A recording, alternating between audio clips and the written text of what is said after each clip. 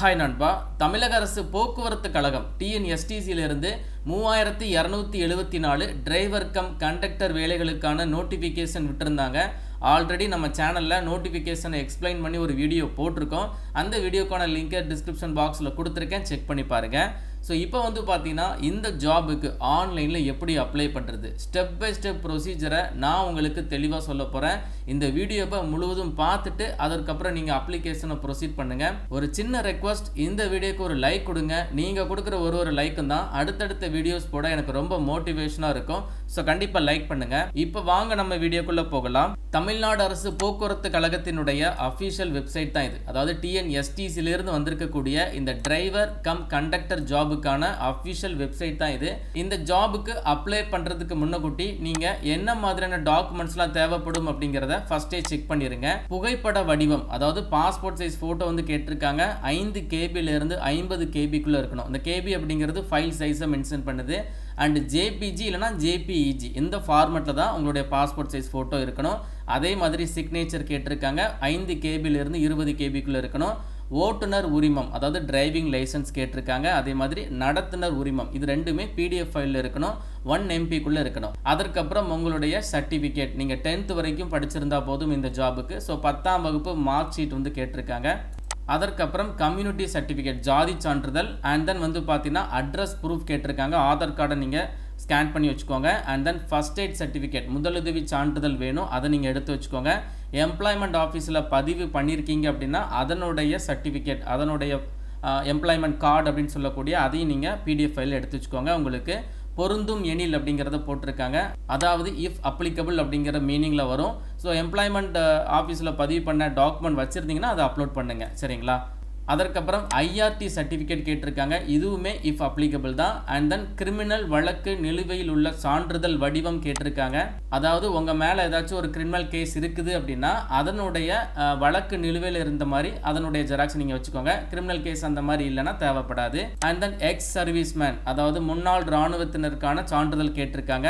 அதே மாதிரி நீங்கள் வேறு ஏதாச்சும் ப்ரிஃபரன்ஸ் கோர விரும்புகிறீங்க, முன்னுரிமைக்கான உங்களுக்கு சர்டிஃபிகேட் ஏதாச்சும் இருக்குது அப்படின்னா அதையும் நீங்கள் ஸ்கேன் பண்ணி வச்சுக்கோங்க. இந்த ஃபைல் எல்லாத்தையும் ஃபர்ஸ்ட்டு நீங்கள் ஸ்கேன் பண்ணி வச்சுட்டு அதற்கப்புறம் அப்ளிகேஷனை ஸ்டார்ட் பண்ணுங்கள். இப்போ எப்படி அப்ளை பண்ணுறது அப்படிங்கிறத பார்த்துடலாம். இந்த வெப்சைட் வரக்கூடிய லிங்க்கை நான் வந்து டிஸ்கிரிப்ஷன் பாக்ஸ்லையும் ஃபஸ்ட்டு கமெண்ட்லையும் கொடுத்துருக்கேன். அந்த லிங்க் மூலமாக இந்த வெப்சைட்டில் வந்துருங்க. பெட்டர் உங்ககிட்ட ஒரு லேப்டாப் ஆர் பிசி இருக்குது அப்படின்னா ஈஸியாக அப்ளை பண்ணிக்கலாம். மொபைல்லேயும் நீங்கள் வந்து அப்ளை பண்ணிக்கலாம், சரிங்களா? ஸோ இந்த இடத்துல வந்து பார்த்தீங்கன்னா ஆன்லைனில் விண்ணப்பிக்க அப்படின்னு சொல்லி ஒரு டேப் இருக்கும். நீங்கள் இங்கிலீஷ் லாங்குவேஜ் சூஸ் பண்ணுறீங்க அப்படின்னா அப்ளை ஆன்லைன் அந்த மாதிரி டேப் இருக்கும். ஜஸ்ட் இதை கிளிக் பண்ணுங்கள், உங்களுக்கு அப்ளிகேஷன் ஃபார்ம் வந்து ஓப்பன் ஆயிரும். இது வந்து உங்களுக்கு ஆரம்ப நிலை அப்படிங்கிறத சொல்லியிருப்பாங்க. இதில் என்னென்ன டீட்டெயில்ஸ் ஃபில் பண்ண சொல்லியிருக்காங்க அப்படிங்கிறத தெளிவாக நீங்கள் ஃபில் பண்ணணும். ஃபஸ்ட்டு நீங்கள் எந்த மண்டலத்துக்கு வேலைகளுக்கு அப்ளை பண்ணுறீங்க, ஏன்னா வேலை வாய்ப்பு வந்து தமிழகம் முழுவதும் மண்டலங்கள் வாரியாக கொடுத்துருக்காங்க. ஸோ நான் வந்து பார்த்தீங்கன்னா திருநெல்வேலி மண்டலத்தை சூஸ் பண்ணியிருக்கேன். உங்களுடைய மாவட்டம் எந்த மண்டலத்துக்கு கீழே வருது அப்படிங்கிறத நோட்டிஃபிகேஷனில் செக் பண்ணிவிட்டு நீங்கள் சூஸ் பண்ணிக்கோங்க. நான் திருநெல்வேலி அப்படிங்கிறத கொடுத்ததுனால திருநெல்வேலி மண்டலத்துக்கு கீழே திருநெல்வேலி, தூத்துக்குடி, நாகர்கோவில் இந்த 3 மாவட்ட வேலைகள் வரும். ஸோ நான் வந்து அதில் தூத்துக்குடி அப்படிங்கிறத கிளிக் பண்ணியிருக்கேன். அண்ட் தென் வந்து பார்த்தீங்கன்னா நேம் கேட்டிருக்காங்க. 10ஆம் வகுப்பு மதிப்பெண் சான்றிதழ், அந்த மார்க் ஷீட் எடுத்து அதில் உங்களுக்கு நேம் எந்த ஆர்டரில் இருக்கோ அந்த ஆர்டரில் டைப் பண்ணிக்கோங்க. அண்ட் தென் ஃபாதர் நேம் கேட்டிருக்காங்க, ஜெண்டர் கேட்டிருக்காங்க, எல்லாத்தையுமே கொடுத்துருங்க. மொபைல் நம்பர் வந்து கேட்டிருக்காங்க. மொபைல் நம்பரை நீங்கள் டைப் பண்ணி வச்சுக்கோங்க. நீங்கள் என்ன மொபைல் நம்பர் கொடுத்துருக்கீங்களோ அதை கன்ஃபார்ம் பண்ணுறதுக்காக இந்த இடத்துல அகைன் டைப் பண்ணுங்கள். ஆல்டர்னேட் மொபைல் நம்பர் இருக்குது அப்படின்னா அதையும் நீங்கள் கொடுத்துட்டு அதையும் நீங்கள் கன்ஃபார்ம் பண்ணிடுங்க. அண்ட் நீங்கள் கொடுத்துருக்கிற மொபைல் நம்பர் வந்து வாட்ஸ்அப்பில் இருக்குது அப்படின்னா அதையும் நீங்கள் சூஸ் பண்ணி வச்சுக்கோங்க. ஏன்னா ஃபர்தர் அப்டேட்ஸ் உங்களுக்கு வாட்ஸ்அப் மூலமாக வரலாம். அதற்கப்புறம் இமெயில் ஐடி கேட்டிருக்காங்க. ஒன்ஸ் இதில் டைப் பண்ணிக்கோங்க. அதே இமெயில் ஐடி இந்த இடத்துல நீங்கள் கன்ஃபார்ம் பண்ணிக்கோங்க. கன்ஃபார்ம் அப்படிங்கிறது ஒன் செகண்ட் நீங்கள் திரும்பி இந்த இடத்துல டைப் பண்ணுற மாதிரி இருக்கும், சரிங்களா? அதற்கப்புறம் உங்களுடைய அட்ரஸ் வந்து கேட்டிருக்காங்க. ஃபஸ்ட்டு அட்ரஸ் 1ல் டோர் நம்பர் மென்ஷன் பண்ணுங்கள். And then street name mention பண்ணுங்கள். சிட்டி ஆப்ஷன் கொடுத்துருங்க. அதற்கப்புறம் ஸ்டேட்டு அண்ட் தென் மாவட்டத்தின் பெயர், பின்கோடு எல்லாமே கொடுத்துருங்க. நீங்கள் இப்போ இருக்கிற கரஸ்பாண்டன்ஸ் அட்ரஸ் வந்து பெர்மனன்ட் அட்ரஸாக இருக்குது, நிரந்தர முகவரியாக இருக்குது அப்படின்னா இந்த டிக் பாக்ஸை நீங்கள் டிக் பண்ணால் போதும். இங்கே கொடுத்துருக்கிற இன்ஸ்ட்ரக்ஷன் இங்கே வந்துடும், சரிங்களா? இல்லை உங்களுக்கு வந்து தொடர்பு முகவரி, அதாவது கரஸ்பாண்டன்ஸ் அட்ரஸ் வேறு, நிரந்தர முகவரி வேறு அப்படின்னா தனித்தனியாக நீங்கள் டைப் பண்ணிக்கோங்க. அண்ட் பிறந்த இடம் வந்து கேட்டிருக்காங்க, எந்த இடத்துல நீங்கள் பிறந்தீங்க. பர்த் சர்டிஃபிகேட் இருக்குது அப்படின்னா அதை பார்த்து நீங்கள் டைப் பண்ணுங்கள். இல்லைனா உங்கள் சிட்டி நேம் இல்லைனா மாவட்டத்தின் பெயரை கொடுத்துக்கோங்க. அதற்கப்புறம் எந்த மாவட்டம் அப்படிங்கிற ஆப்ஷன் இருக்கும், அதையும் நீங்கள் தெளிவாக கிளிக் பண்ணிடுங்க. பிறந்த தேதி கேட்டிருக்காங்க, கரெக்டாக கொடுத்துருங்க. மதம் வந்து கேட்டிருக்காங்க, நீங்கள் என்ன மதம் அப்படிங்கிறத கொடுத்துருங்க. வகுப்பு அதாவது கம்யூனிட்டி கேட்டிருக்காங்க, நீங்கள் என்ன கம்யூனிட்டியில் வரீங்களோ அதை கிளிக் பண்ணிடுங்க. அண்ட் தென் கேஸ்ட் நேம் வந்து கேட்டிருக்காங்க, ஜாதி சான்றிதழில் நீங்கள் எந்த கேஸ்டின் கீழே வாரீங்க அப்படிங்கிறத டைப் பண்ணிடுங்க. உங்களுக்கு தமிழ் நல்லா பேச எழுத தெரியுமான்னு சொல்லி கேட்டிருக்காங்க, எஸ் அப்படிங்கிறத கொடுத்துருங்க. இந்த ஜாபுக்கு தமிழ் நல்லா பேச எழுத தெரிஞ்சிருக்கணும். நீங்கள் ஒரு இந்திய குடிமகனா, எஸ் அப்படிங்கிறத கொடுத்துருங்க. 10ஆம் வகுப்பில் நீங்கள் தேர்ச்சி பெற்றிருக்கீங்களான்னு சொல்லி கேட்டிருக்காங்க, எஸ் அப்படிங்கிறத கொடுத்துருங்க. கண்டிப்பாக இந்த ஜாபுக்கு 10th பாஸ் மட்டும்தான் அப்ளை பண்ண முடியும். அதாவது 10th நீங்கள் பாஸ் ஆகிருக்கணும். 10th தாண்டி நீங்கள் என்ன படிச்சிருந்தாலும் எலிஜிபிள் தான். அதே மாதிரி நீங்கள் ஒரு முன்னாள் இராணுவ வீரரான்னு சொல்லி கேட்டிருக்காங்க, அதற்கான ஆன்சர் பண்ணிடுங்க. 10ஆம் வகுப்பு நீங்கள் ஸ்டேட் போர்டில் முடிச்சிருக்கீங்களா, ஒரு சிபிஎஸ்சியா மெட்ரிகுலேஷனான்னு சொல்லி கேட்டிருக்காங்க, அந்த ஆப்ஷன் கொடுத்துருங்க. 10th மார்க் ஷீட்டில் நீங்கள் வந்து ரைட் சைடில் வந்து பார்த்தீங்கன்னா எஸ்எஸ்எல்சி சர்டிஃபிகேட் நம்பர்னு சொல்லி ஒன்று இருக்கும். அந்த 10th மார்க் ஷீட் நம்பரை நீங்கள் இந்த இடத்துல டைப் பண்ணிடுங்க. எந்த வருடம் நீங்கள் 10ஆம் வகுப்பு பாஸ் ஆகிருக்கீங்கன்னு சொல்லி கேட்டிருக்காங்க, அந்த வருடத்தை மட்டும் மென்ஷன் பண்ணுங்கள். அதற்கப்புறம் டிரைவிங் லைசன்ஸ் வந்து கேட்டிருக்காங்க. இந்த ஜாபுக்கு கனரக வாகன ஓட்டுநர் உரிமம் வந்து வேணும். ஸோ அந்த டிரைவிங் லைசன்ஸ்க்கான ஓட்டுநர் உரிமம் எண் அப்படின்னு சொல்லுவாங்க, டிரைவிங் லைசன்ஸ் நம்பரை இந்த இடத்துல டைப் பண்ணிக்கோங்க. உங்களுக்கு பார்க்க தெரியல அப்படின்னா டிரைவிங் லைசன்ஸ் எடுங்க. அதில் டாப்லேயே வந்து கொடுத்துருப்பாங்க டிரைவிங் லைசன்ஸ் நம்பர் இல்லைனா ஐடி அந்த மாதிரி மென்ஷன் பண்ணியிருப்பாங்க. அந்த நம்பரை நீங்கள் இந்த இடத்துல டைப் பண்ணிடுங்க. அண்ட் டிரைவிங் லைசன்ஸ் வந்து பார்த்தீங்கன்னா எந்த இடத்துல நீங்கள் வாங்கியிருக்கீங்க, ஒரு ஆர்டிஓ இருக்கும் சரிங்களா. உங்களுக்கான ஆர்டிஓ அந்த டிரைவிங் லைசன்ஸ்லேயே மென்ஷன் பண்ணியிருப்பாங்க, எந்த இடம் அப்படிங்கிறத கொடுத்துருப்பாங்க. ஒரு சில இடத்துல சிட்டிலே வந்து பார்த்தீங்கன்னா ஆர்டிஓ ஆஃபீஸ்லாம் இருக்கும், அங்கே தான் நீங்கள் வாங்கியிருப்பீங்க அப்படின்னா அந்த டிரைவிங் லைசன்ஸை பார்த்துட்டு அந்த இடத்த வந்து நீங்கள் மென்ஷன் பண்ணிடுங்க, டைப் பண்ணிக்கோங்க. அதற்கப்புறம் லைசன்ஸ் வந்து என்னைக்கு வேலிடிட்டி முடியுது அப்படிங்கிறது உங்கள் டிரைவிங் லைசன்ஸில் இருக்கும், அதை நீங்கள் பார்த்து அந்த டேட்டை நீங்கள் மென்ஷன் பண்ணிடுங்க. அண்ட் தென் ஐஆர்டியில் பயிற்சி பெற்றவரான்னு சொல்லி கேட்டிருக்காங்க, எஸ் அப்படிங்கிறத கொடுத்துருங்க. இந்த ஜாபுக்கு நீங்கள் ஐஆர்டியில் பயிற்சி பெற்றிருக்க வேண்டும். எஸ் அப்படிங்கிறத கொடுத்துட்டு உங்களுடைய பேட்ச் நம்பர், பேட்சோடைய டேட்டை மென்ஷன் பண்ணுங்கள். அண்ட் நீங்கள் டிரைவிங் லைசன்ஸ் வந்து அதாவது கனரக வாகன ஓட்டுநர் உரிமம் வந்து எப்போ பெற்றிருக்கீங்க, எந்த இடத்துல அப்படின்னு சொல்லி கேட்டிருக்காங்க, அதையும் நீங்கள் மென்ஷன் பண்ணிடுங்க. அண்ட் நீங்கள் கனரக வாகன ஓட்டுநர் உரிமம் இருக்கு இல்லையா, அதை நீங்கள் வாங்கியிருக்கக்கூடிய டேட் என்றைக்கு நீங்கள் வாங்கினீங்களோ அந்த டேட்டையும் மென்ஷன் பண்ணிடுங்க. அதற்கப்புறம் இந்த ஜாபுக்கு அப்ளை பண்ணுற கேண்டிடேட்க்கு வந்து ஃபஸ்ட் எய்ட் சர்டிஃபிகேட் மஸ்ட்டுங்க. முதலுதவி சான்றிதழ் கண்டிப்பாக வேண்டும். அதற்கான சர்டிஃபிகேட் நம்பரை கொடுத்துருங்க. முதலுதவி சான்றிதழ் எப்போ வந்து வேலிடிட்டி முடியுதோ அந்த டேட்டை மென்ஷன் பண்ணிடுங்க.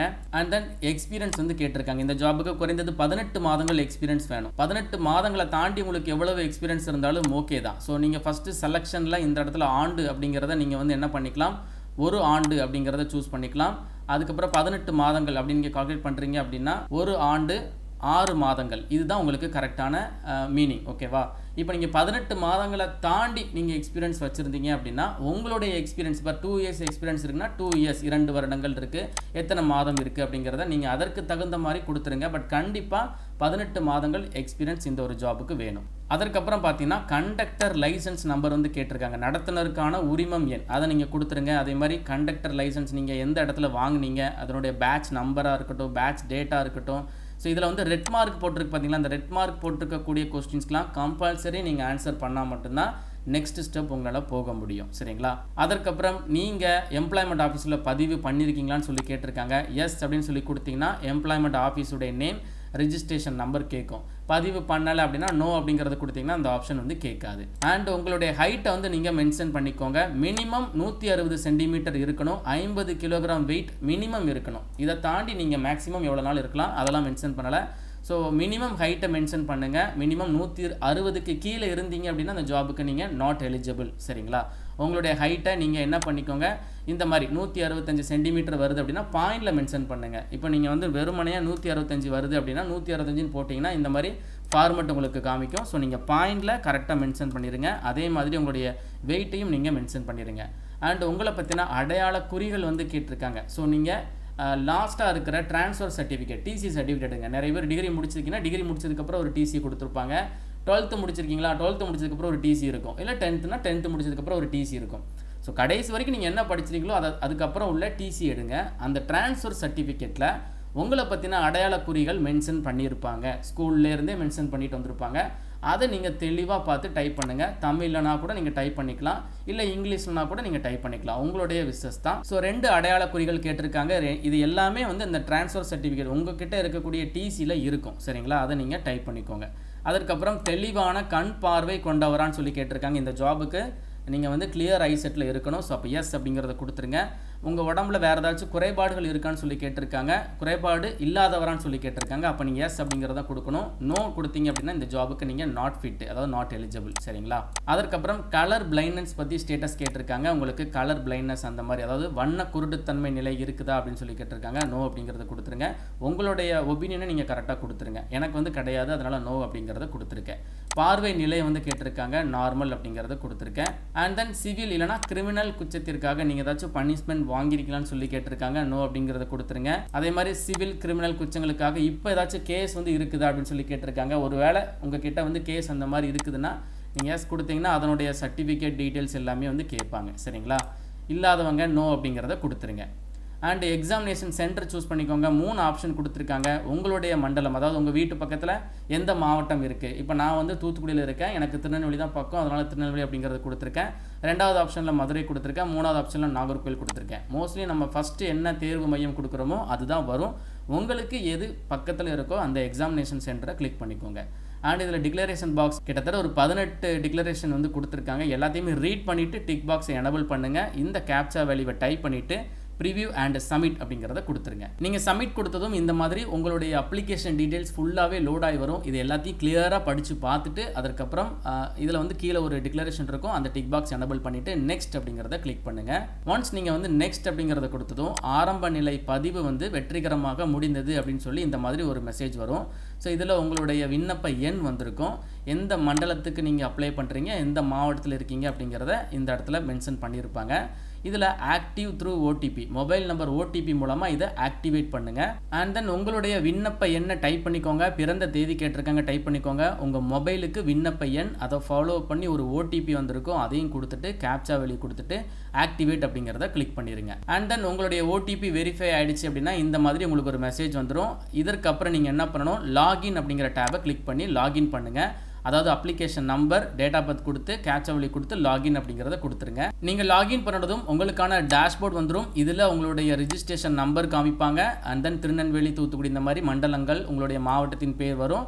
ஸோ நீங்கள் இப்போ என்னெல்லாம் பெண்டிங்கில் இருக்குது, அதாவது அப்ளிகேஷனில் என்னெல்லாம் பெண்டிங்கில் இருக்குதுன்னு சொல்லி பார்த்தீங்கன்னா டாக்குமெண்ட் நீங்கள் அப்லோட் பண்ணணும். அதற்கப்புறம் பேமெண்ட் நீங்கள் பண்ணணும் சரிங்களா. ஸோ லெஃப்ட் சைடு வந்து பார்த்தீங்கன்னா டாக்குமெண்ட் அப்லோடுன்னு ஒரு டேப் இருக்கா, ஜஸ்ட் இதை கிளிக் பண்ணுங்கள். ஸோ டாக்குமெண்ட் எல்லாமே நீங்கள் இதில் அப்லோட் பண்ணுற மாதிரி இருக்கும். வீடியோடைய ஸ்டார்டிங்கே நான் சொல்லியிருப்பேன், எல்லா டாக்குமெண்ட்டுமே பர்ஃபெக்டாக எடுத்து வச்சுருங்க. இதில் பாஸ்போர்ட் சைஸ் ஃபோட்டோ, இதில் signature and then driving licence, conductor licence, இந்த மாதிரி எல்லா டாக்குமெண்ட்டையுமே நீங்கள் ரெடி பண்ணி வச்சுட்டு சூஸ் ஃபைல் அப்படிங்கிறத கிளிக் பண்ணி ஃபைலை சூஸ் பண்ணி அதுக்கப்புறம் அப்லோட் கொடுத்துருங்க. ஒன்ஸ் அப்லோட் ஆகிடுச்சு அப்படின்னா இந்த இடத்துல உங்களுக்கு வந்து இந்த மாதிரி க்ரீன் கலரில் ஒரு டிக் பாக்ஸ் வந்து வியூ அப்படின்னு சொல்லி ஆப்ஷன் வந்துடும். இந்த மாதிரி நீங்கள் என்னென்ன ஃபைல் கேட்டிருக்காங்களோ நான் ஃபஸ்ட்டே சொல்லிட்டேன், அந்த ஃபைல் எல்லாம் ஸ்கேன் பண்ணி வச்சுட்டு அப்ளிகேஷனை ஸ்டார்ட் பண்ணுங்கள். 1 by 1 நீங்கள் ஃபைலை சூஸ் பண்ணி அப்லோட் கொடுக்க இந்த இடத்துல டிக் பாக்ஸ் க்ரீன் கலரில் வந்துக்கிட்டே இருக்கும். அதே மாதிரி பாஸ்போர்ட் சைஸ் ஃபோட்டோ அப்லோட் பண்ணுறீங்கன்னா இந்த இடத்துல உங்களுடைய இமேஜ் வந்துடும், இந்த இடத்துல உங்களுடைய சிக்னேச்சர் வந்துடும். இதெல்லாம் நீங்கள் கம்ப்ளீட் பண்ணிவிட்டு சப்மிட் அண்ட் நெக்ஸ்ட் அப்படிங்கிறத கிளிக் பண்ணிடுங்க. அண்ட் தென் இந்த இடத்துல உங்களுக்கு பேமெண்ட் ஆப்ஷன் வந்து காமிப்பாங்க. ஸோ நீங்கள் வந்து டாக்குமெண்ட்ஸை கிளியர் பண்ணிட்டீங்க அப்படின்னா தான் நெக்ஸ்ட் ஸ்டெப் பேமெண்ட் போகும். பேமெண்ட்டை கிளிக் பண்ணிவிட்டு உங்களுக்கு எவ்வளோ ஃபீஸ் போட்டிருக்காங்க, அதாவது வகுப்புகள் வாரியாக பேமெண்ட் வந்து வேரி ஆகுது, உங்களுக்கான ஃபீஸை நீங்கள் ஆன்லைனில் வந்து பே பண்ணிக்கலாம். ஸோ இவ்வளவு தாங்க அப்ளிகேஷன் ப்ராசஸ் சரிங்களா. அண்ட் தென் எக்ஸாமினேஷனுக்கான ஹால் டிக்கெட்லாம் வந்து பார்த்தீங்கன்னா இந்த அரசு பஸ் வெப்சைட்லேயே வந்து அப்லோட் பண்ணிடுவாங்க. ஒன்ஸ் அப்ளிகேஷன் க்ளோஸ் ஆனதும் ஃபர்தர் ப்ராசஸ் எல்லாமே இருக்கும். அதே மாதிரி உங்களுக்கு ஏதாச்சும் டவுட் இருக்குது அப்படின்னா இந்த இடத்துல காண்டாக்ட் பண்ணுறதுக்கு நம்பர் கொடுத்துருக்காங்க. காலையில் 10 மணிலேருந்து 6:30 மணிக்குள்ளே நீங்கள் வந்து கால் பண்ணி உங்களுக்கான டவுட்ஸை கிளியர் பண்ணிவிட்டு அப்ளிகேஷனை நீங்கள் கம்ப்ளீட் பண்ணுங்கள். இந்த வீடியோ உங்களுக்கு யூஸ்ஃபுல்லாக இருந்துச்சுன்னா லைக் பண்ணிடுங்க, உங்கள் ஃப்ரெண்ட்ஸ்க்கு கட்டாயம் ஷேர் பண்ணிடுங்க. மேலும் ஒரு நல்ல வேலைவாய்ப்பு தகவலுடன் நான் உங்களை சந்திக்கிறேன். தேங்க்ஸ் ஃபார் வாட்சிங். See you. Bye.